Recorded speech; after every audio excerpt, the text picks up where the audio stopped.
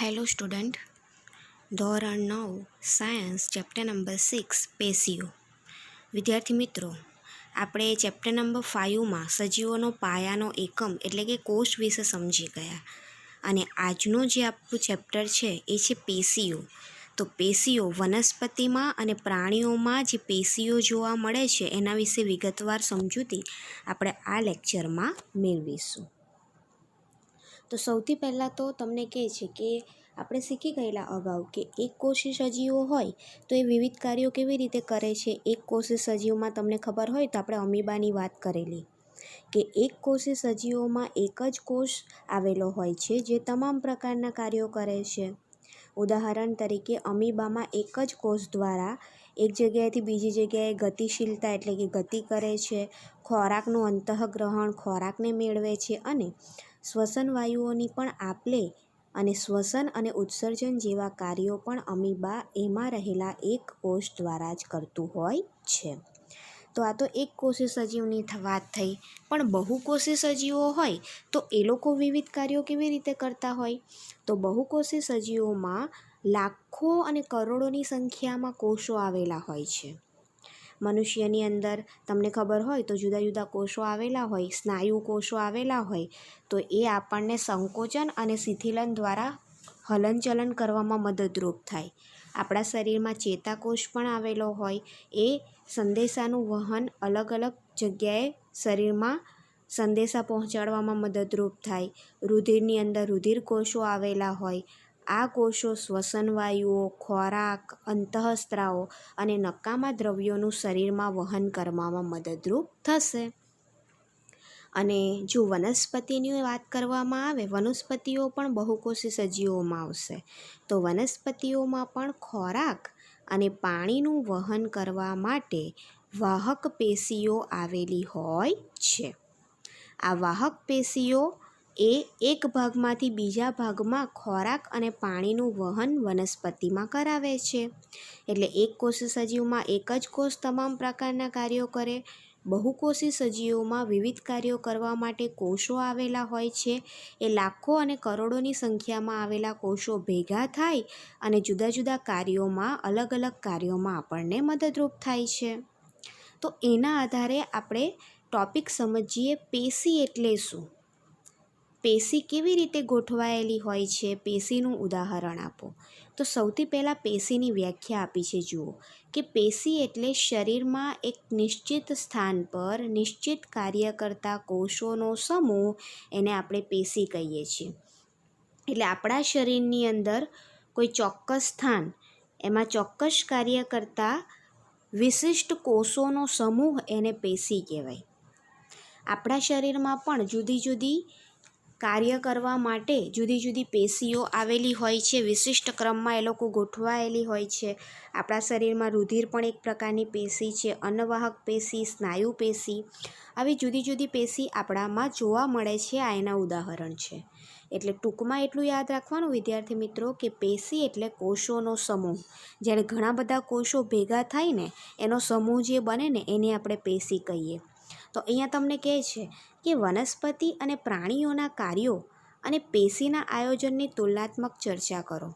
એટલે અહીંયા તમને એવું કહે છે કે શું વનસ્પતિ અને પ્રાણીઓ એ સમાન પ્રકારની પેશીના બનેલા હશે? તો કે ના. જો વનસ્પતિ અને પ્રાણીઓ સમાન પ્રકારની પેશીમાં બનેલા હોતા નથી તો એ લોકોમાં શું ભિન્નતા જોવા મળે છે?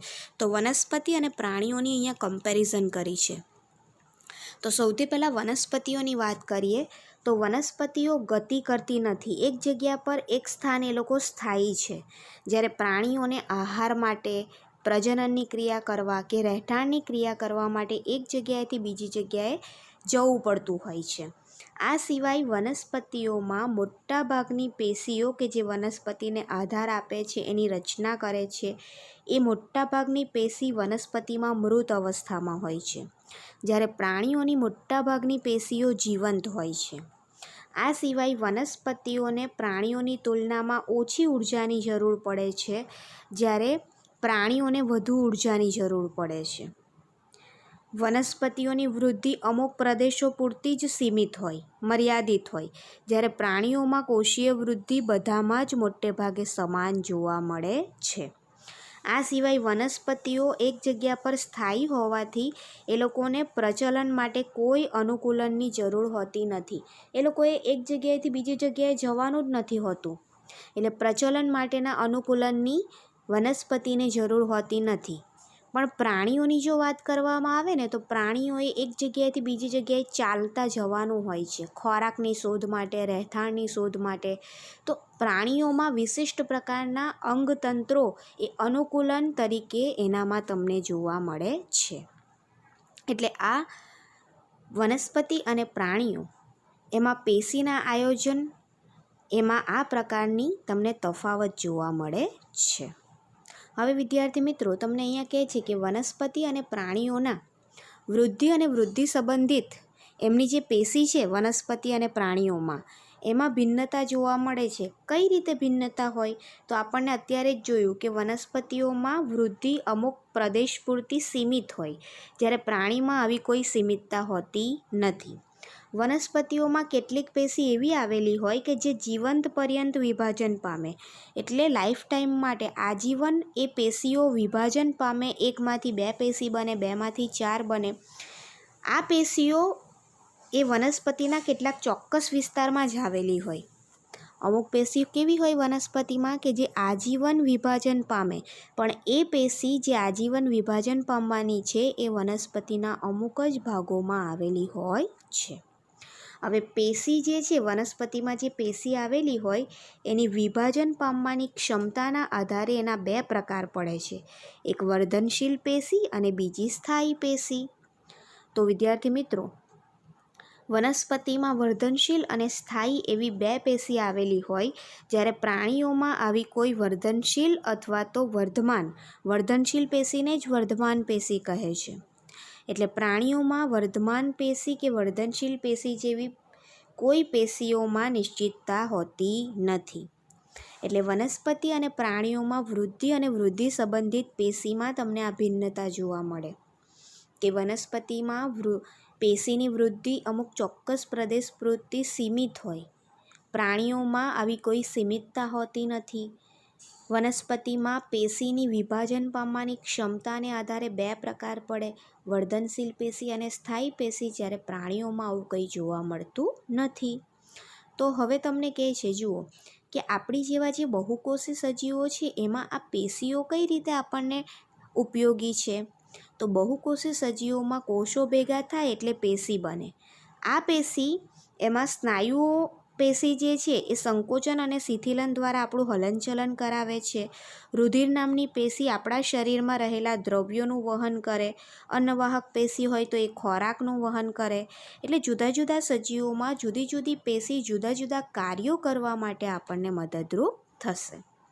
હવે વિદ્યાર્થી મિત્રો, આપણે વનસ્પતિમાં વિભાજન ક્ષમતાને આધારે બે પ્રકાર પાડ્યા, વર્ધનશીલ પેશી અને સ્થાયી પેશી. તો સૌથી પહેલી આપણે વર્ધનશીલ પેશી વિશે ચર્ચા કરીએ કે વર્ધનશીલ પેશી એટલે શું. વર્ધનશીલ પેશીના સ્થાનના આધારે પ્રકારો સમજાવો. તો વર્ધનશીલ પેશી એટલે જે પેશીના કોષ વિભાજન પામી નવા કોષોનું સર્જન કરે એને વર્ધનશીલ પેશી કહેવાય. શું આવશે? જે પેશીના કોષ વિભાજન દ્વારા નવા કોષોનું નિર્માણ કરે એને કઈ પેશી કહેવાશે? તો કે વર્ધનશીલ પેશી કહેવાશે.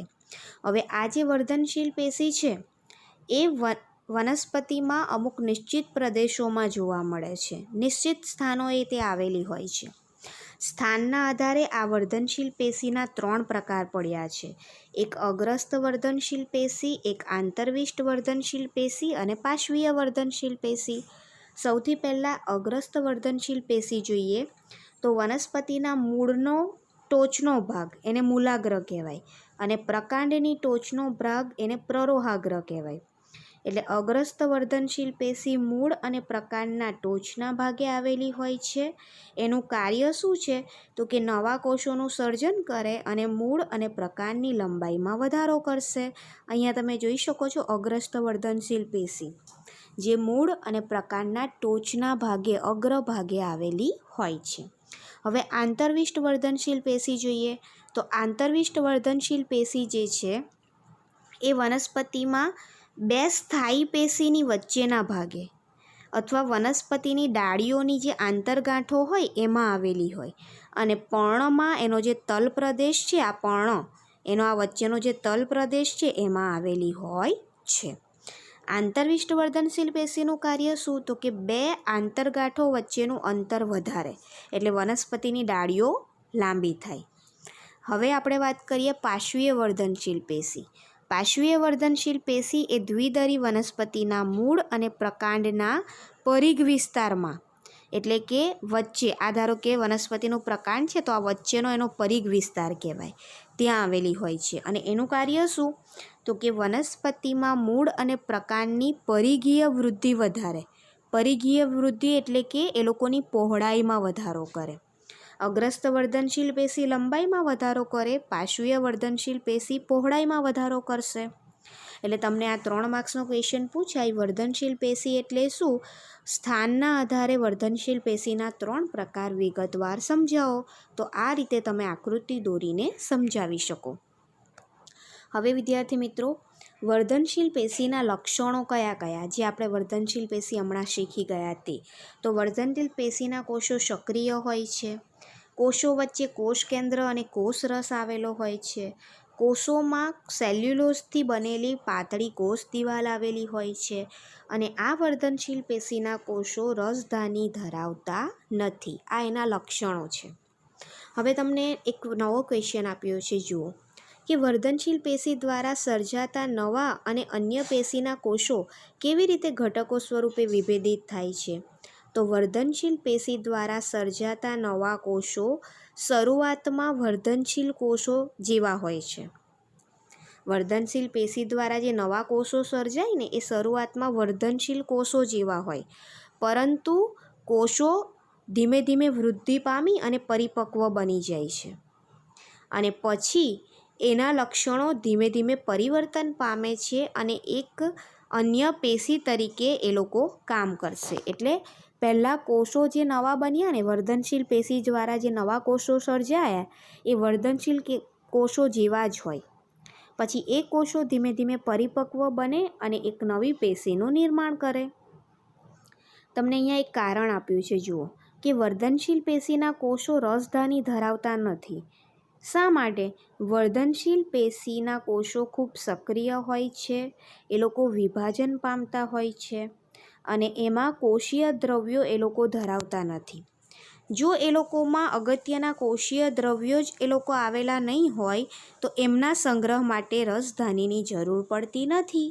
રસધાની એ શું છે? તો કે એક પ્રકારની વનસ્પતિમાં જોવા મળતી અંગિકા છે, જે વનસ્પતિમાં રહેલા અગત્યના દ્રવ્યોનો રસધાનીમાં સંગ્રહ થાય. પણ આ વર્ધનશીલ પેશીના કોષો કેવા હોય? તો કે કોષીય દ્રવ્યો ધરાવતા નથી, એટલે એમના સંગ્રહ માટે એ લોકો રસધાની પણ ધરાવતા નથી. હવે આપણે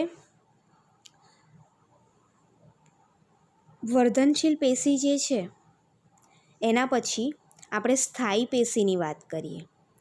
તો સ્થાયી પેશી જે છે એનું નિર્માણ કેવી રીતે થાય છે સમજાવો. તો મેં તમને કહ્યું એમ કે જે આપણી વર્ધનશીલ પેશી જેના વિશે આપણે શીખી ગયા ને, એ વર્ધનશીલ પેશીના કોષો દ્વારા જ સ્થાયી પેશીનું નિર્માણ થાય. એટલે વર્ધનશીલ પેશીના જે કોષો છે એ કોષ વિભાજનની ક્ષમતા એક સમયે ગુમાવી દે છે. વર્ધનશીલ પેશીના કોષો શું કરે? કોષ વિભાજનની જે ક્ષમતા છે એ એક સમયે ગુમાવી દે છે અને વિશિષ્ટ કાર્ય કરવા માટે એ લોકો સ્થાયી સ્વરૂપ ધારણ કરી લે છે. એટલે વર્ધનશીલ પેશીના કોષો જ્યારે કોષ વિભાજનની ક્ષમતા ગુમાવી દે પછી એમાંથી સ્થાયી સ્વરૂપ એટલે કે સ્થાયી પેશીનું નિર્માણ થાય છે. તો આપણે આજે પેશી છે એ પેશીના 3 પ્રકાર વિગતવાર સમજીએ. એમાં સૌથી પહેલો પ્રકાર તમને આપ્યો છે, જુઓ આપણને 3 પ્રકાર આપ્યા છે. સ્થાયી પેશી એના 2 પ્રકાર પડે, સરળ સ્થાયી પેશી અને જટિલ સ્થાયી પેશી. તો સરળ સ્થાયી પેશીના આપણને 3 પ્રકાર આપ્યા છે. એમાં પહેલો આપેલો છે મૃદુત્તક પેશી. તમને કોઈ કહે કે સ્થાયી પેશી, સરળ સ્થાયી પેશીનો પહેલો પ્રકાર જેને આપણે મૃદુત્તક પેશી કહીએ છીએ સમજાવો. તો અહીંયાથી તમને વિગતવાર ક્વેશ્ચન પૂછાઈ શકે. મૃદુત્તક પેશી એટલે શું? તેના લક્ષણો, પ્રકાર અને કાર્યો જણાવો. તો સૌથી પહેલાં આપણે વાત કરીએ કે જે વનસ્પતિના કોષો અથવા વનસ્પતિના થોડાક સ્તરો, વનસ્પતિના જે કોષો હોય ને એના થોડાક સ્તરો આધારોત્તક તરીકે કાર્ય કરી જે પેશીનું નિર્માણ કરે એને મૃદુત્તક પેશી કહેવાય. એટલે વનસ્પતિના અમુક કોષો એવા હોય કે જે આધાર આપવાનું કાર્ય કરે અને જે પેશીનું નિર્માણ કરે એને આપણે મૃદુત્તક પેશી કહીશું. મૃદુત્તક પેશીના લક્ષણો જોઈએ તો આ પેશીના કોષો જીવંત હોય છે. મૃદુત્તક પેશીના કોષોની દિવાલ એ સરળ કોષોની બનેલી હોય છે. એમની વચ્ચે આંતરકોષીય અવકાશ એટલે આ રીતે તમને આ વચ્ચે જગ્યા જોવા મળે છે, ગેપ. આ પેશીના કોષોમાં મોટી રસધાની પણ આવેલી હોય છે. આ સિવાય આ કોષો એનો અનુપ્રસ્થ એટલે કે આડો છેદ લો અને આયામ એટલે કે ઊભો છેદ લો તો અનુપ્રસ્થ છેદમાં તમને ગોળાકાર જોવા મળશે અને આયામ છેદમાં તમને એ લોકો લંબચોરસ જોવા મળે છે. હવે મૃદુત્તક પેશીના પ્રકાર જોઈએ તો મૃદુત્તક પેશીના કોષો હરિતદ્રવ્ય ક્લોરોફિલ નામનું હરિતદ્રવ્ય ધરાવતા હોવાથી એ મૃદુત્તક પેશીને હરિતકણોત્તક પેશી પણ કહે છે, જે પ્રકાશ સંશ્લેષણનું કાર્ય કરવા એટલે કે ખોરાક બનાવવામાં અગત્યનો ભાગ ભજવે છે. એટલે મૃદુત્તક પેશીને બીજા કયા નામે ઓળખવામાં આવે તો કે એને હરિતકણોત્તક પેશી પણ કહેવાય. કેમ તો કે ક્લોરોફિલ નામનું હરિતદ્રવ્ય ધરાવે છે એટલા માટે. એ જ રીતે જે જલીય વનસ્પતિ હોય ને, જે પાણીમાં ઉગે એ વનસ્પતિ, એમાં આ મૃદુત્તક પેશીના કોષો મોટા વાયુ કોટરો એટલે કે હવાની જગ્યા, હવાના કોટરો ધરાવે છે. તો હવાની કોટરો એટલે કે પોલાણ ધરાવતી જે મૃદુત્તક પેશી છે એને વાયુત્તક પેશી પણ કહેવાય. શા માટે મૃદુત્તક પેશીને વાયુત્તક પેશી પણ કીધી? કારણ કે એ જલીય વનસ્પતિમાં મોટા હવાના પોલાણો એટલે કે વાયુ કોટરો ધરાવે છે એટલા માટે. અને આ વાયુત્તક પેશી જલીય વનસ્પતિને તરવા માટેની ક્ષમતા પૂરી પાડે છે. એટલે મૃદુત્તક પેશીને બે ભાગમાં વહેંચાય. મૃદુત્તક પેશીના બે પ્રકાર છે, એને હરિતકણોત્તક પેશી પણ કહેવાય અને એને વાયુત્તક પેશી પણ કહેવાય છે. આ સિવાય મૃદુત્તક પેશીના કાર્યો જોઈએ તો એક તો ખોરાકનો સંગ્રહ અને ઉત્પાદન કરવાનું પ્રકાશ સંશ્લેષણનું કામ કરે છે. આ સિવાય અન્ય બે પેશીની વચ્ચે રહી પૂરક પેશી તરીકે આધાર આપવાનું કામ કરે છે. આ મૃદુત્તક પેશી પોષક દ્રવ્ય અને પાણીનો સંગ્રહ કરે છે, વનસ્પતિના અંગોને આધાર આપે છે. જલીય વનસ્પતિ હોય તો એને તરવા માટેની તારક ક્ષમતા પૂરી પાડે છે અને જીવરસના કેટલાક ઘટક પદાર્થોનું સંયોજન કરે છે. એટલે આ જે છે એ મૃદુત્તક પેશીના કાર્યો છે. આ જે છે એ મૃદુત્તક પેશીના પ્રકાર છે. એટલે મૃદુત્તક પેશી તમને વિગતવાર પૂછાય તો એના લક્ષણો, કાર્યો અને પ્રકાર વ્યવસ્થિત આકૃતિ દોરીને સમજાવવા પડે. હવે સરળ સ્થાયી પેશીનો પહેલો પ્રકાર મૃદુત્તક પેશી જોઈ ગયા. હવે સરળ સ્થાયી પેશીનો બીજો પ્રકાર એટલે કે સ્થૂલ કોણક પેશી વિશે સમજીએ. સ્થૂલ કોણક પેશી કોને કહેવાય, એના લક્ષણો અને કાર્યો જણાવો. તો એની વ્યાખ્યા છે, વનસ્પતિને નમ્યતાનું લક્ષણ આપનાર પેશી એને સ્થૂલ કોણક પેશી કહે છે. નમ્યતા એટલે કે વનસ્પતિના અંગો તૂટ્યા વગર સરળતાથી વળી શકે. કુમળા અંગો એટલે વનસ્પતિને નમ્યતા આપવાનું કાર્ય કરતી પેશીને સ્થૂલ કોણક પેશી કહે છે. આ પેશી વનસ્પતિના કુમળા પર્ણદંડમાં, પર્ણની જે કુમળી ડાળીઓ હોય ને વનસ્પતિની, એ પર્ણદંડમાં અને પ્રકાંડના અધિસ્તરની નીચે આવેલી હોય છે. હવે આ જે સ્થૂલ કોણક પેશી છે એના લક્ષણો છે કે આ પેશીના કોષો જીવંત હોય, લાંબા હોય અને ખૂણાના ભાગે થોડા અનિયમિત અને મોટા હોય છે. તમને આ જે રેડ કલરનો ભાગ દેખાય છે આ બધા એના ખૂણા કહેવાય. આ એનો અનુપ્રસ્થ એટલે કે આડો છેદ છે તેમાં એનો આકાર જુઓ તમે, અને આ એનો ઊભો છેદ છે એમાં એના કોષોનો આકાર જુઓ. આ પેશીના કોષો વચ્ચે આંતરકોષીય અવકાશ એટલે કે જગ્યા ઓછી હોય છે અને આ પેશીના કોષોમાં એની પ્રાથમિક કોષ દિવાલની ખૂણાઓની અંદર એક સ્થૂલન આવેલું હોય છે. જુઓ તમને આ આ પેશીના આ કોષ છે એમની વચ્ચે આ રેડ કલરનું તમને શું દેખાય છે? તો કે ખૂણાઓની અંદર આ રેડ કલરનું સ્થૂલન આવેલું હોય છે. આથી એને સ્થૂલ કોણક પેશી કહે છે. સ્થૂલન એટલે એક પ્રકારની કોઈ ચોક્કસ પ્રકારના દ્રવ્યની જમાવટ ત્યાં થયેલી હોય છે. અહીંયા પણ તમને આ રેડ કલરની કોઈ ચોક્કસ પ્રકારના દ્રવ્યની આ ખૂણામાં જમાવટ થયેલી જોવા મળે છે. હવે સ્થૂલ કોણક પેશીના કાર્યો શું? તો કે વનસ્પતિના અંગો એટલે કે પ્રકાંડ અને પર્ણને નમ્યતા અને સ્થિતિસ્થાપકતા આપે અને વનસ્પતિને યાંત્રિક આધાર આપવાનું કાર્ય આ સ્થૂલ કોણક પેશી કરે છે. હવે એના પછી સરળ સ્થાયી પેશીનો ત્રીજો પ્રકાર લઈએ, એ છે દ્રઢોત્તક પેશી. તો દ્રઢોત્તક પેશી કોને કહેવાય? તો જે પેશી મૃત કોષો ધરાવતી હોય એ મૃત કોષો ધરાવતી સરળ સ્થાયી પેશીને દ્રઢોત્તક પેશી કહે છે. તમે આગળ જોયું મૃદુત્તક પેશી અને સ્થૂલ કોણક પેશી, એના કોષો જીવંત હોય, જ્યારે આ દ્રઢોત્તક પેશી એવી છે કે જેના કોષો મૃત હોય છે. એટલે મૃત કોષો ધરાવતી સરળ સ્થાયી પેશી એને દ્રઢોત્તક પેશી કહે છે. આ પેશી જોવા ક્યાં મળે? તો કે પ્રકાંડની અંદર. પ્રકાંડના તમે આડો છેદ લો તો એમાં વાહીપુલ આવેલા હોય એમાં જોવા મળે. પર્ણની શિરામાં આવેલી હોય, તેમજ બીજ અને ફળોની કઠણ છાલમાં આવેલી હોય છે. આ સિવાય તમે બધાએ નળિયેર જોયું હોય તો નળિયેરમાં જે કથ્થઈ કલરના રેસાયુક્ત છાલ હોય એમાં પણ દ્રઢોત્તક પેશી આવેલી હોય છે. દ્રઢોત્તક પેશીની આકૃતિ છે, એનો આડો છેદ લઈએ તો આવા કોષો જોવા મળે અને ઊભો છેદ લઈએ તો આવા કોષો જોવા મળશે. આ દ્રઢોત્તક પેશીના લક્ષણો જોઈએ તો એના કોષો લાંબા અને સાંકડા હોય છે. એમની કોષ દિવાલ પર લિગ્નિનની જમાવટ અથવા લિગ્નિનનું સ્થૂલન હોય છે. તમે જોઈ શકો છો, આ એની પ્રાથમિક દિવાલ કહેવાય અને એના પર આ પિંક કલરનું તમને આજુબાજુ લિગ્નિનનું નામના પદાર્થનું એક સ્થૂલન જોવા મળે છે. આ પેશીના કોષોની દિવાલ જાડી હોય છે, એમની વચ્ચે આંતરકોષીય અવકાશ જગ્યા આવેલી હોતી નથી અને આ પેશીના કોષો હંમેશા કેવા હોય? તો કે મૃત હોય છે. આ પેશીનું કાર્ય શું છે? તો કે આ પેશીના કોષો વનસ્પતિને સખતતા અને મજબૂતાઈ આપવાનું કામ કરે છે. હવે વિદ્યાર્થી મિત્રો, આપણે સરળ સ્થાયી પેશીના 3 પ્રકાર જોઈ લીધા. એક મૃદુત્તક પેશી, સ્થૂલ કોણક પેશી અને દ્રઢોત્તક પેશી. હવે પછી આપણે રીહો નામની વનસ્પતિમાં અધિસ્તર વિશે, વાયુરંધ્રો વિશે સમજૂતી મેળવવાની છે. આ સિવાય સરળ પેશીના 3 પ્રકાર તો જોયા, પણ જટિલ પેશીના પણ 3 પ્રકાર સમજવાના છે. એના વિશે હવે નેક્સ્ટ વિડીયોમાં જોઈશું.